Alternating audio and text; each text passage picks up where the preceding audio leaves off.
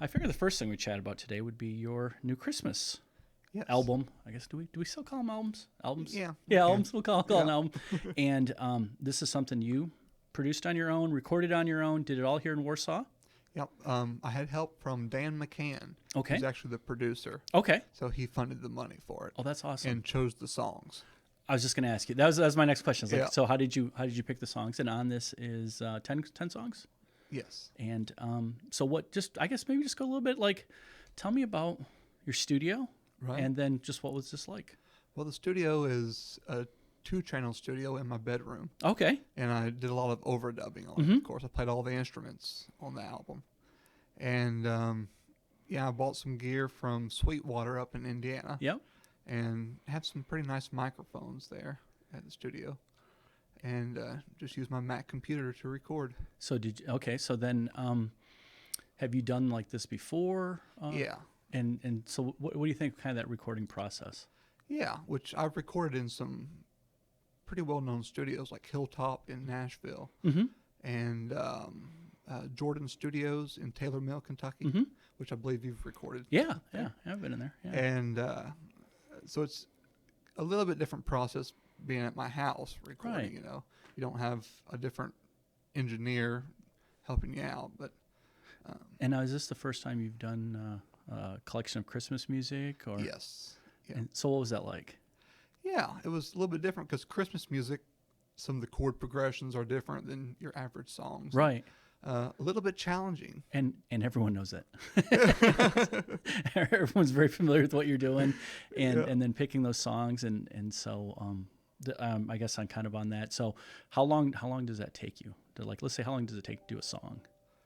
Well, on an average, probably by the time you mix it, arrange it, record it, mix it, I'd say probably about 6 hours. Okay. Per song? Per song. Yeah, something like that. By the time you run through the whole process. So when did you start this? I started it November of last year. Oh, wow. Yes. And it came out, I think it was the last part of August of 2023. Where did you have these pressed at? Disc Makers. Okay. They're out of New Jersey. Okay. So my point in all this is a lot of this, even from the cover design, picking your songs, producing it, recording it, right, getting out there. It's a lot that goes into this. There is. And for one person. Yeah. And of course, the artwork was done by Jody Miller. Mm-hmm. She's out of Lexington. But yeah, by the time you decide what you want on the cover and have the photo taken, and then by the time you actually record the music, I have over 100 hours in this project. Yeah, it's a lot of work. It's a ton of work. And what was an advantage of recording here and home in Warsaw? Well, since I was still kind of learning the songs too, right, I could take my time and do as many overdubs as I wanted to, to be honest. Yeah.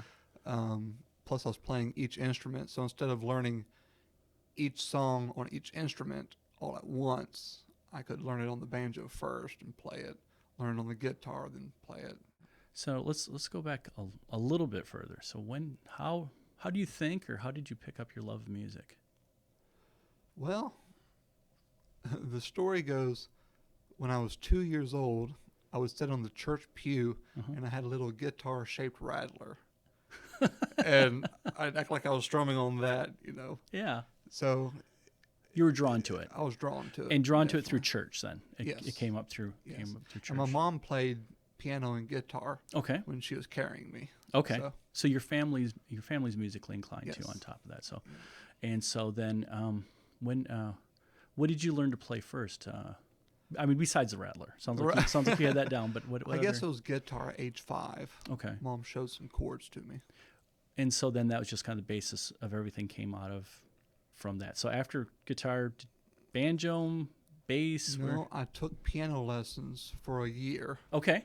I wasn't a very good student, but And why is that, do you think, though? I was reading music, which I still read music. Yeah. But I guess, to be honest, I didn't have... It was very isolated in playing the piano. I didn't have a band I was playing with. And then, let's see, So shortly after I started piano lessons, so in 5th grade, I was able to join the band Mm-hmm. in school, and Kim Samuel was the band director there. Okay. But Had you been playing in church up to that point, though? just singing a few specials. Okay. Okay. That's Yeah. basically all. So the band was, it's a daily. Right. It's a different kind and of I played way. trombone Okay. in the band. Did you like that? Yeah, I like the wow, the slide to it. Do you still play? No. I sold my trombone. Like, no, I don't. But I really got hooked on music. I mean, like, really where it kind of took over my life. Mm-hmm.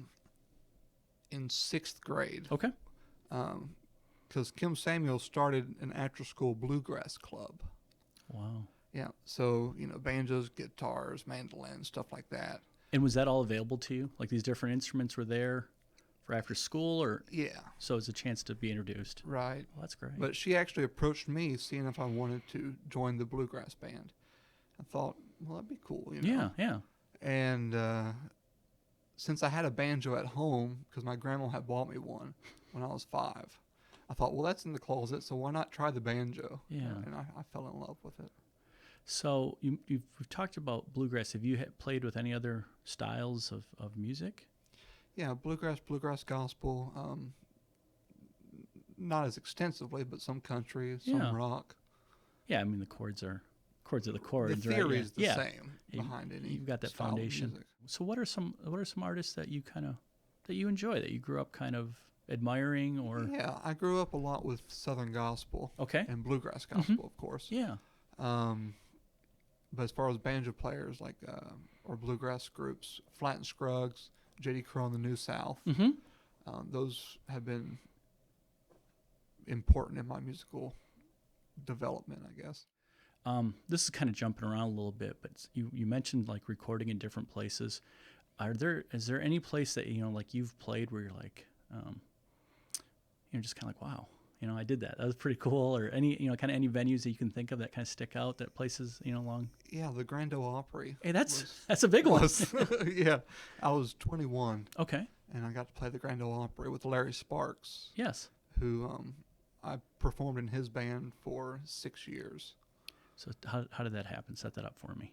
Well, so we had that after-school bluegrass club at Gallatin County High School, middle school and high school. Kim Samuel had a daughter named Chloe, and she wanted to start a band with some boys from around the Louisville area. Mm-hmm. It was a bluegrass band. And so Miss Samuel asked me if I wanted to join that band. It was called Kentucky Sassafras. And we were together for 5 years. Okay. Up until 2009 when we disbanded. So when we disbanded, Chloe and her husband were at a show in Clay City, Kentucky, where Larry was performing. And it just so happened that his banjo player was leaving the band, and Sassafras had disbanded, so I was open to play. Right. So I sent him some samples of my playing through email. Yeah. And that's how we got connected. And you were with him, you said 6 years? 6 years. Okay, so what was it like then, stepping foot on the Grand Ole Opry? Was it just what was that experience Kind like? of surreal. Yeah. Yeah. How long of a set was it? I think we played either 3 or 4 songs. Okay. So. Because they move Right. people in and off really quick on the. Right. And was it kind of over before it started? It was a blur. You're on there. Next thing you're stepping. Quick. Yeah. Did you get a chance to do it again, or? That was the only time. So it's really going to stick. Right. Really stick in your. And that was my only time actually going to the Opry. Mm-hmm. I mean, I've been to the gift shop before that, but that was my first and only time. Yeah. Actually attending a concert. I was on stage. Yeah. That's still very cool though. I mean, that's what a great experience that must have been for you. And then I guess, what are some other places your music's taken you? China and Japan. Okay. Got to play there. Okay. So yeah, give me a little bit about that. What's So Japan was first, and that was when I was, I guess, 15 years old. Oh, it was okay. Part of the Kentucky or the Gallatin County Youth Bluegrass Band. Mm-hmm. Some of us went to Japan to play. Wow. Yeah, that was neat. How long were you there for? A week. and we stayed with host families Yeah. over there. So how many times did you guys play? We had probably 4 different concerts over there. Okay. And what were the crowds like? They loved it. Yeah. And pretty big crowds, really. Yeah. Oh, I mean, I would assume it's a novelty to some, Well, there's a group of people in Japan that are really devout bluegrass fans. Okay. And I mean, they know the music, the traditions, and everything. We might be playing a song by Bill Monroe, and they said, "Play it this way. This is how Bill played it." They really know their stuff over there. So you're getting called out in Japan about, Right. I don't like your picking. I'm going to need you to tighten that up a little bit. You're like, listen, I know the songs. The guy that got us over there in Japan, his name was Sao Watanabe. Mm-hmm. He since has passed away. Yeah. But he was in charge of the magazine called The Moonshiner. Okay. Which is like the bluegrass magazine over there, bluegrass publication. This is awesome. In Japan. I learned something new today. Yeah. So, that is really well. It was like 125 million people. There's going to be some people into some stuff. That's really cool. So so you're there for a week, and then was this the same trip, and then you went to China after that? No, China. Okay. I was like, that's one heck of a tour for a 15-year-old. China was when I was in college. Okay. I went to college at Morehead State University, where I was part of the traditional music program there.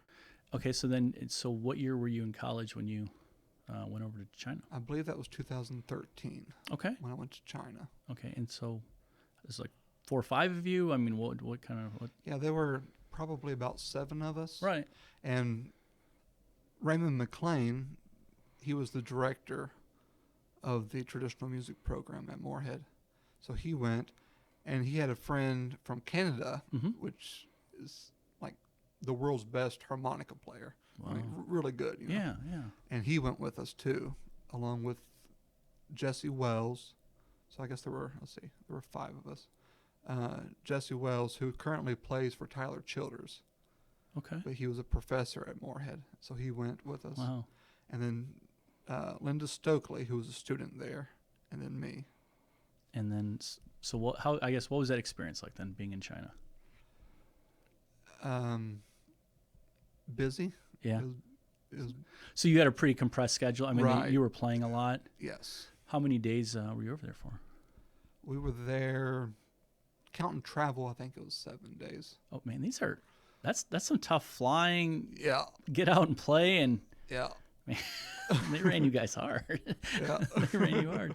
And so, what were the crowds like there? The largest venue we played over there, I think there were about 1,000 in the crowd. Okay. Yeah. So they understood the music, or this was a kind of an exposure. Yeah, they really appreciated just the arts in general. Right. I think there are more bluegrass fans in Japan than China, Okay. Yeah. but both places really appreciate the arts.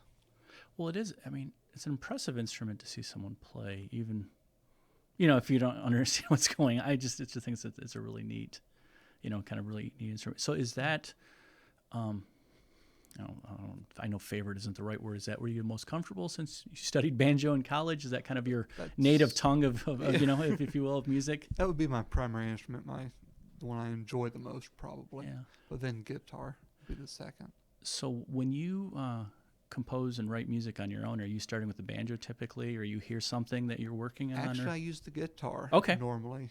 Okay.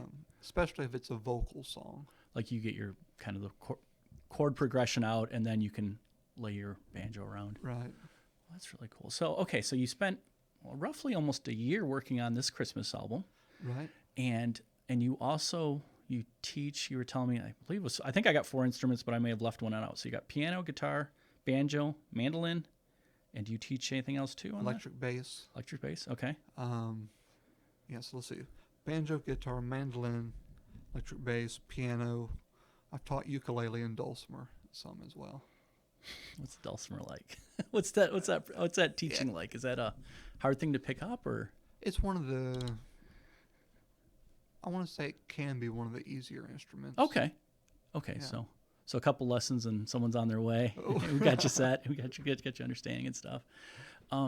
So have you had any chance to kind of work on new music for yourself in this time, or was it just kind of all dedicated to working on the Christmas?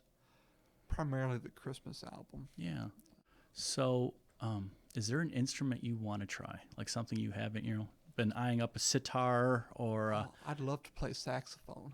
Oh, really? Yeah, I really like saxophone music.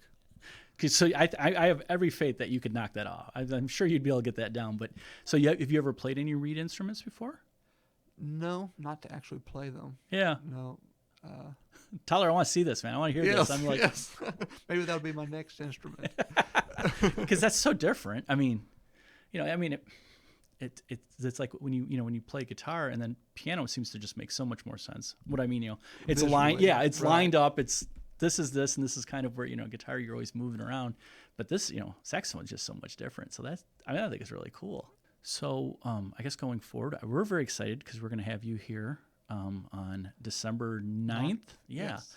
And we're very excited to have you here and it's just such a great day in town. There's so much going on, and we're really appreciative to have you in the performing, and I think it's going to be a great experience. What are some other places you're going to be out playing around the next month or so? To put you on the spot and give you no awareness, I was going to ask you a question. So I have a student recital coming up this Saturday. Okay. It's at the high school auditorium. Great. Here in Gallatin County. How many students you got? As part of the recital, there will be 17 students, but I have about 24. That's amazing, though. So now I'm assuming each student is playing a piece. Is that how that works? 2 songs for most of them. Oh, wow.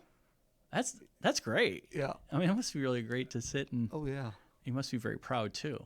Are you working with anyone else right now? Or, I mean, any other artists you're performing with, or? Well, December 9th here at the library, I have a friend from Owen County. Okay. His name is Colin Glancy. He plays guitar. Okay. And his wife, which they got married last December, she plays harp. Wow. Like the big stand-up harp. Those are so cool. I think they're going to play with me here at the library. So. Oh man, that's gonna be great. That should be fun. We're very excited.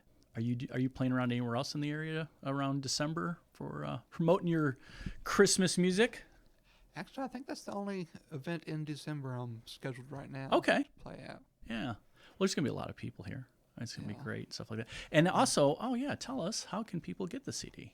Yes, you can order it on my website at mullins-music.com.